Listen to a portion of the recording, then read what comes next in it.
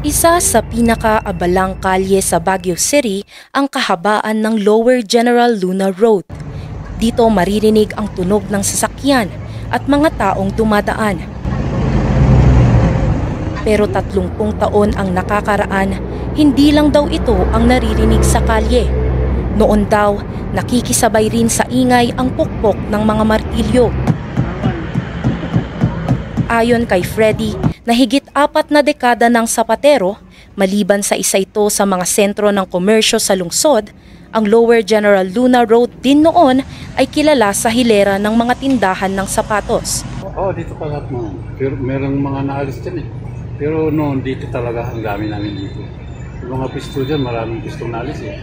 Sariwa din ito sa alaala ni Juanita, kung saan isa ang kanyang pamilya sa mga nagbebenta ng sapatos sa lugar noong dekada 70. Nagsimula noon, napakalakas talagang overtime. Ang daming talaga, hindi namin kaya yung order.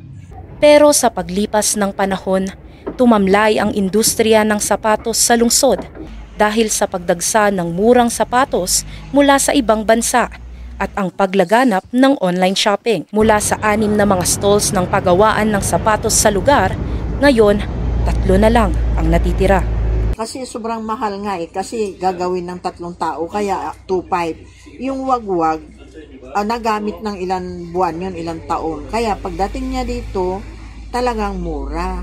Yung binibinta ng online, Shopee ba yun? O tapos, mura lang, mga 80, 70, 100, sa amin 2.5. Kaya, ang laking binagsak ng price ngayon na ay yung negosyo namin sa mid-order. Bagamat marami silang gawang dekalidad na sapatos, halos hindi na sila gaanong nakakabenta. Dati raw, mabenta ang kanilang mga cowboy boots at leather shoes. Para makaraos, pinagkakaabalahan na lang nila ngayon ang pag-aayos ng mga sapatos at pagbebenta ng mga sintas. Kada repair ng sapatos, nagkakahalaga ito ng 100 hanggang 300. Pero hindi raw ito sapat. Noon, sa isang araw, nakakasukat kami ng paa ng 8. Pero ngayon, sa isang linggo, swerte kung may isa. Sobrang bagsak talaga. Sobrang hina. Kasi matagal na masira eh. Mas maganda yung nagpapagawa. Kasabay ng pagtamlay ng negosyo, iilan na lamang ang bilang ng mga sapatero. Sa tansya nila Juanita, posibleng hindi na aabot pa ng 5 taon ang kanilang negosyo.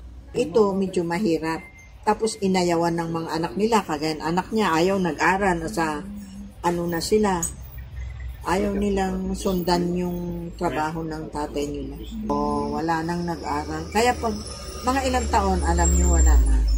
Dahil dito, nanganganib ding mawalan ng trabaho ang 67 taong gulang na sapaterong si Freddy.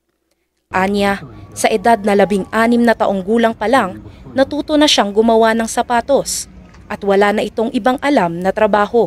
Dito sa sapatos, dito na ako tumanda. Mga 50 years na ako dito nagtrabaho. Dito ko na ginulgul yung buhay ko. Kaya naman, umaasa sila na suportahan sila ng pamahalaan at ng publiko para maisalba ang industriya ng sapatos sa lungsod at maipagpatuloy pa ito sa mga susunod pang henerasyon. Heather Crisostomo, RNG News.